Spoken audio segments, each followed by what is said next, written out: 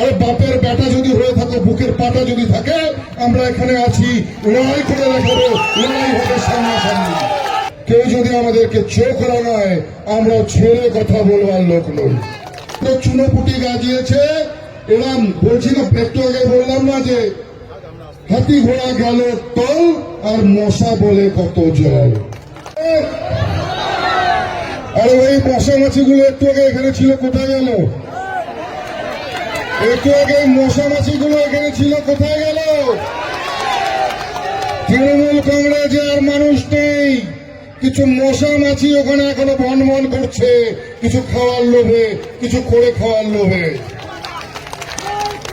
তৃণমূল কংগ্রেসটা দল নয়, একটা ব্যবসায়িক প্রতিষ্ঠান। তৃণমূল কংগ্রেসটা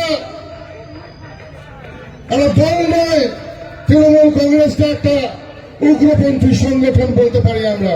কারণ যেভাবে দিনের পর দিন এই তৃণমূল কংগ্রেসের পতাকার আড়ালে দুষ্কৃতীরা আশ্রয় নিয়ে একের পর এক যেভাবে সারা পশ্চিমবঙ্গকে একেবারে সন্ত্রাসবাদের একটা আতুর ঘরে পরিণত করেছে, আজকে সত্যি আমরা আশ্চর্য হই যে এমন একটা দল, যে দলের কি অনুশাসন বলুন।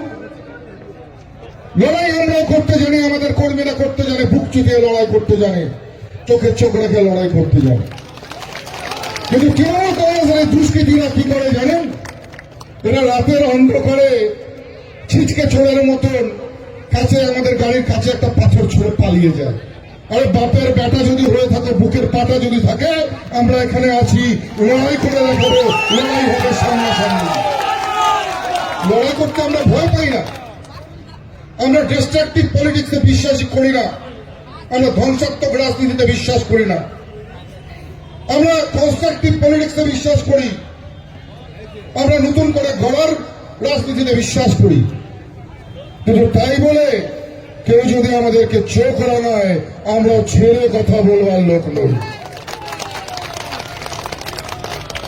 পুণ্যবাড়িতে কত বড় বড় মস্তান দেখা গিয়েছে, কত বড় মস্তান এলো গেল, এখন দুটো চুনোপুটি গাজিয়েছে। এরম বলছি না, একটু আগে বললাম না যে হাতি ঘোড়া গেল তল আর মশা বলে কত জল।